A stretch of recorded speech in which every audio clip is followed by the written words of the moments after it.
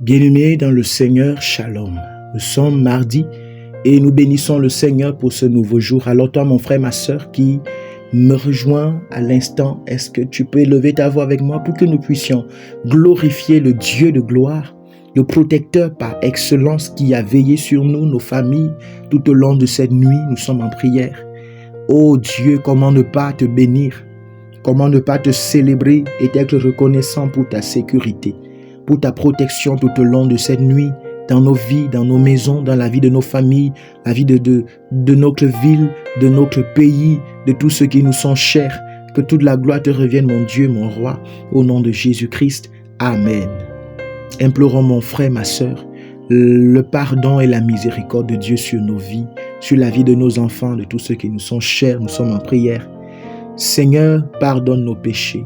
Oui, nous avons péché en pensée, en parole, Seigneur mon Dieu, mon roi, même dans nos actions, que ce soit par omission ou sciemment, Yahweh Dieu Tout-Puissant, nous te demandons pardon. Tu as dit que là où le péché abondait, la grâce surabonde. Ô Dieu, nous te prions, laisse que la grâce du pardon surabonde dans nos vies. Laisse que ta miséricorde, Seigneur, qui s'est renouvelée ce matin pour nous, descende et surabonde nos vies. La vie de nos enfants, la vie de nos familles, la vie de nos concitoyens, dans nos nations, dans nos villes. Oui, laisse, Seigneur, que ta miséricorde, ô Dieu, descende pour nous. Merci pour ton amour, Père, manifesté en le sacrifice de ton Fils Jésus-Christ à la croix. Merci, mon Dieu, mon roi. Au nom de Jésus, nous t'avons prié. Amen. Merci, Saint-Esprit, parce que ce matin encore, tu vas laisser ta puissance se manifester pour la compréhension de la parole de Dieu et même pour le changement, le miracle dans nos vies, pour la transformation en nous au nom de Jésus. Amen. Bien-aimés, ce matin, nous allons nous tourner vers Ézéchiel au chapitre 18, du verset 29 au verset 30. Là-dedans, il est écrit, « La maison d'Israël dit, la voix du Seigneur n'est pas droite. Est-ce ma voix qui n'est pas droite, maison d'Israël? Ne sont-ce pas plutôt vos voix qui ne sont pas droites? C'est pourquoi je vous jugerai chacun selon ses voies. Maison d'Israël, dit le Seigneur, l'Éternel. Revenez et détournez-vous de toutes vos transgressions, afin que l'iniquité ne cause pas votre ruine. Amen. Bien-aimés, ce matin, ici, la Bible nous dit, la maison d'Israël accusait Dieu de leurs difficultés, de leurs échecs, de leurs malédictions, de leurs souffrances et bien plus. Voilà pourquoi ils ont dit à Dieu au verset 29 que ses voies ne sont pas droites. Une façon de dire Dieu, tu n'es pas clair. Tu tends des pièges à tes enfants. Mais Dieu répond au verset 30 et leur dit, ne sont-ce pas plutôt vos voies qui ne sont pas droites, mes enfants?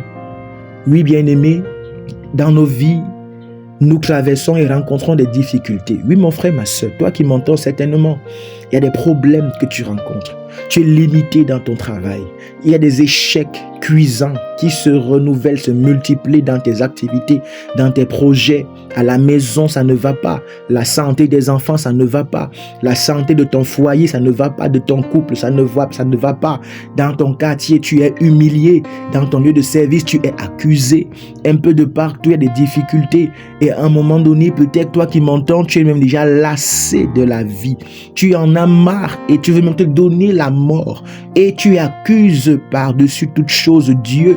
Et tu dis, Seigneur, c'est à cause de toi tout ça. Ne suis-je pas en train de te servir? Ne marche, est-ce que je ne fais pas ce que tu me demandes de faire? Et nous accusons Dieu. C'est la même chose que le peuple d'Israël au temps du prophète Ézéchiel faisait, mon frère, ma soeur. Ils accusaient Dieu et disaient, non Seigneur, tes voies ne sont pas droites. Tu nous tends des pièges. Comment est-ce que nous te sommes tes enfants, mais nous devons souffrir comme nous souffrons? C'est les mêmes questions, mon frère, ma soeur, qui peut nous arriver à poser à Dieu. Pourquoi, Seigneur, nous qui sommes tes enfants, nous souffrons de la sorte? Mais Dieu, à son tour, te répond ce matin, mon frère, ma soeur. Est-ce que ce sont ces voies qui ne sont pas droites? Arrête-toi un peu et regarde. Est-ce que c'est Dieu le problème? N'est-ce pas nous-mêmes la cause la source de nos propres maux, de nos propres problèmes. Écoutons un peu ce que Jacques au chapitre 4, verset 3 nous dit. Vous demandez et ne recevez pas, parce que vous demandez mal, dans le but de satisfaire vos passions. Bien-aimés, parfois ce sont nos propres passions, en effet qui sont nos propres voies. Quand toi tu veux voyager, alors que Dieu dit ce n'est pas le temps de voyager, il te parle de plusieurs manières. Il fait échouer même ton passeport le premier mois, deuxième mois. Il te parle à travers des personnes qui te conseillent que non, ne pars pas, attends d'abord. Mais tu t'entêtes parce que tu as des passions qui bouillonnent dans tes veines, tu as des passions qui bouillonnent en toi et tu dis non, vraiment, je veux aussi aller ausculter là-bas, je veux aussi aller voir là-bas, je veux aussi aller expérimenter là-bas. Dieu même revient et te parle pas des rêves et te montre, tu fais des rêves, comment là-bas tu souffres, comment tu es dans un pays étranger et tu souffres. C'est Dieu qui te parle, mais à cause de ta décision, de tes passions, de ce désir que tu veux assouvir, tu n'entends pas ce que le Seigneur te dit et tu vas.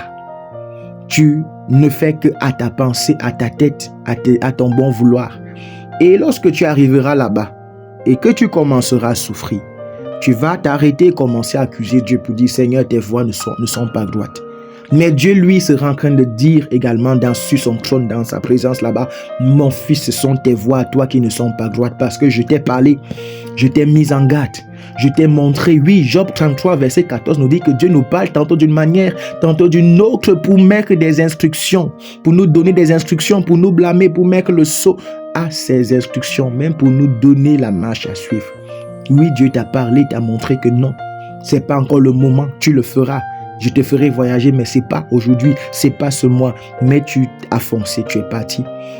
De la même manière, mon Dieu, mon frère, ma soeur, il y a plusieurs domaines dans nos vies où nous faisons sans avoir réellement l'approbation de Dieu.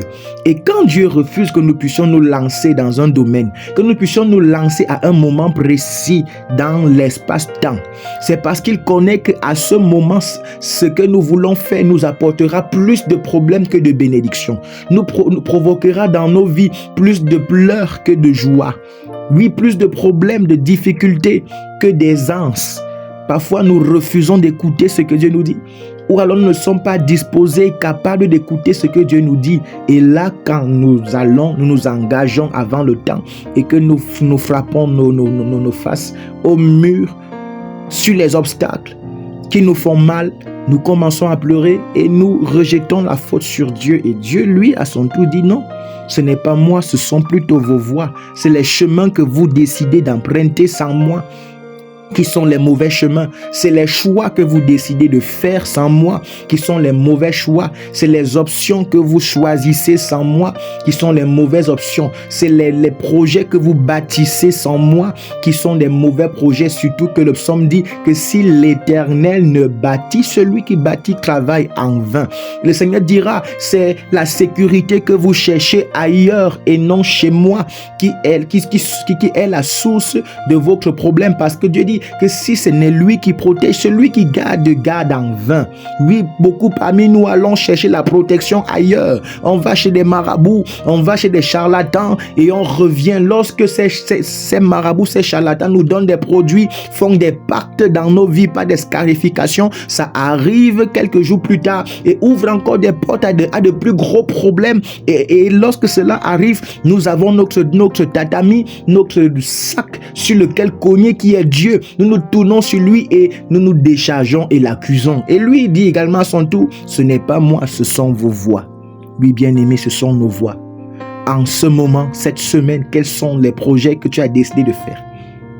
Quelles sont les voies que tu as décidé d'emprunter pour toi et ta famille, toi chef de famille qui m'entend? Quelles sont les décisions, les grandes lignes qui pèsent pour ta famille, ton foyer, que tu as choisi, que tu as arrêté de faire? Alors Dieu te dit aujourd'hui, prie, demande-moi quelle est la bonne voie. Demande-moi pour que je te montre la voie qui va te conduire plutôt au succès, qui va te conduire plutôt à l'élévation, qui va te conduire plutôt à la perfection. Demande-moi pour que je te retire de la voie que tu avais choisie et qui est celle qui devait te pousser dans l'échec, dans l'humiliation. Oui, bien-aimé, commence à prier ce matin. Ce matin, tu vas prier. Toi, en tant que chef de famille, toi, en tant qu'élève, toi, en tant que travailleur, quel que soit ton rang social, tu vas prier car tu es appelé souvent à prendre des décisions, à faire des choix, à emprunter des voies. Tu vas prier ce matin et dire, Seigneur, merci parce que tu m'as enseigné. Seigneur, pendant que je suis là, je te prie de m'enseigner les voies qu'il faut emprunter. Montre-moi tes voies, car je crois en toi et je crois que ta bénédiction n'est suivie d'aucun chagrin. Montre-moi tes voies, enseigne-moi tes voies, détourne-moi des voies que j'ai choisies qui ne sont pas les meilleures. Commence à prier, mon frère, ma soeur. Oh Dieu Tout-Puissant, ce matin, nous voici devant ta présence. Nous ne voulons pas, Seigneur, suivre nos passions. Nous ne voulons pas, Seigneur, des prières qui ne sont point exaucées, des prières qui ne portent point, Seigneur, de fruits, oui, parce que ces prières sont faites, Yahweh Tout-Puissant, grâce et appuyées sur des passions. Yahweh, nous prions ce matin afin que toi qui connais la voie qui est droite, la voie qui nous mènera à l'élévation, la voie qui nous mènera au succès, la voie qui nous mènera, mon Dieu, mon roi, à l'accomplissement et à la perfection. Seigneur, enseigne-nous cette voie. Oui, cette voie, c'est la tienne. La Bible nous dit, mon Dieu, mon roi, que tes bénédictions ne sont suivies d'aucun regret, d'aucun chagrin. Alors, Seigneur, conduis-nous sur la voie de tes bénédictions. Conduis-nous, mon Dieu, mon roi, sur la voie de ton élévation que tu as prévue pour nos vies. Et surtout, oh, Romains nous enseigne, Père, que tu as prévu pour chacun de nous, pour mon frère qui m'entend, pour ma soeur qui m'entend, pour moi-même. Yahweh, un ensemble d'œuvres que nous devons accomplir. Et ces œuvres, c'est toi qui les connais. Tu connais le temps marqué au courant de ce mois, de cette année, des années à venir, roi de gloire, où nous devons aller et accomplir ces œuvres. Alors, Seigneur, conduis-nous sur ces voies. Conduis-nous dès ce matin, Seigneur, sur les voies que nous devons emprunter. Même si nous ne les avions point encore empruntées, Seigneur, redirige-nous et donne-nous la grâce de les emprunter. À conduire, mon Dieu, mon roi, nos vies vers le chemin qui doit être, Seigneur, le chemin qui nous conduira au succès. Mon Dieu, mon roi, aide-nous à emprunter le chemin pour nos familles, car nous sommes des chefs de famille. Aide-nous, Seigneur, mon Dieu, mon roi, à diriger nos familles vers le meilleur chemin, vers le chemin de la vie, le chemin qui mène à la vie, le chemin qui mène au succès, le chemin qui mène à l'épanouissement de nos enfants, de nos épouses et époux, le chemin qui mène, mon Dieu, mon roi, au succès dans toutes nos entreprises et nos projets. Seigneur, nous prions encore ce matin, aide-nous au nom de Jésus. Amen. Bien-aimé, prie le Seigneur, afin que même s'il y a un chemin, une voie que tu avais déjà empruntée qui n'est pas bonne, que le Seigneur, il est capable de le faire. Il est capable de fermer le chemin, la voie là, pour que tu ne continues plus à t'enfoncer. Et il est capable de te ramener sur le chemin et la voie que tu dois suivre. Alors prie et dis, Seigneur, s'il y a un chemin, s'il y a une voie, une mauvaise que je suis en train d'emprunter, Seigneur, ferme cette voie. Détourne-moi afin que je prenne la voie qui est la tienne, la voie qui est la meilleure. Commence à prier, mon frère, ma soeur. Oh Dieu Tout-Puissant, ce matin encore, certainement nous avons choisi pour les uns et les autres des voies qui étaient en train de nous conduire à la perdition, nous conduire à l'humiliation, nous conduire, Seigneur mon Dieu, à la stagnation, nous conduire au retard, nous conduire, Seigneur mon Dieu, à la honte. Alors, Seigneur Jésus-Christ, nous prions ce matin. Mon Dieu, ferme ces voies au-devant de nous. Bloque, Yahweh Tout-Puissant, ces voies au-devant de nous et redirige-nous vers la voie qui est la tienne, vers la voie que toi-même tu as tracée pour nous, vers la voie que toi-même, Seigneur, tu as dressée devant nous. Oui, Seigneur, ramène-nous sur la meilleure voie. Ramène mon frère sur la meilleure voie. Ramène ma soeur et sa famille sur la meilleure voie. Ramène-moi et ma famille, Seigneur, sur la meilleure voie à partir de ce matin. Ferme les voies devant nous que l'ennemi avait tracées, que l'ennemi avait ouvert et nous pensions que cela venait de toi. Seigneur, ferme ces voies. Yahweh, ferme ces voies. Éternel des armées, ferme ces voies. Au nom puissant de Jésus-Christ. Amen. Bien-aimé, enfin prie. Jacques nous a dit que nous prions et ne recevons pas parce que nous prions mal et nous demandons des choses pour le but de satisfaire nos passions. Parce que nos passions parlent trop fort en nous et ça nous pousse, nous induit en erreur. Alors prions, prie et dis, Seigneur, éteins, fais taire les passions de ma chair. Fais taire les passions de ma chair afin que je ne sois point dirigé par elle, que je ne prenne point de décisions à cause d'elle. Nous sommes en prière. Seigneur Jésus-Christ, nous prions encore ce matin matin parce que Jacques nous a éclairé que nous prions et ne recevons pas car nous prions mal dans le but de satisfaire nos passions charnelles. Alors Seigneur Jésus, je prie que les passions dans ma chair qui ne te glorifient pas, Seigneur, se taisent. Fais taire les passions de ma chair qui sont contraires, roi de gloire, à ta volonté. Les passions de ma chair qui sont contraires à tes voies. Les passions de la chair de mon frère et de ma soeur qui m'entend en ce moment, qui sont contraires aux œuvres que tu as prévues pour sa vie. Fais taire ces passions dans sa chair au nom de Jésus. Qu'il ne soit plus, Seigneur mon Dieu, mon roi, induit en erreur à cause de ces passions. Qu'il n'aille plus dans ta présence, Seigneur mon Dieu, prier uniquement pour ses passions. Roi de gloire, agis. Éternel des armées, agis. Détruis, Seigneur mon Dieu, affaiblis ses passions, afin que, Seigneur, cela ne sonne plus fortement dans nos esprits, que nous puissions, mon Dieu, mon roi, t'écouter toi, écouter ta voix, Saint-Esprit, qui nous oriente, qui nous dirige vers le chemin qu'il faut emprunter. Au nom puissant de Jésus-Christ, nous t'avons prié. Amen. Que le roi de gloire nous accorde dans cette journée sa paix, sa joie, nous conduise dans tout ce que nous allons faire dans nos entreprises et surtout nous accorde réellement de pouvoir emprunter aujourd'hui les voies qu'il a tracées pour nous. Au nom de Jésus, Amen. Shalom.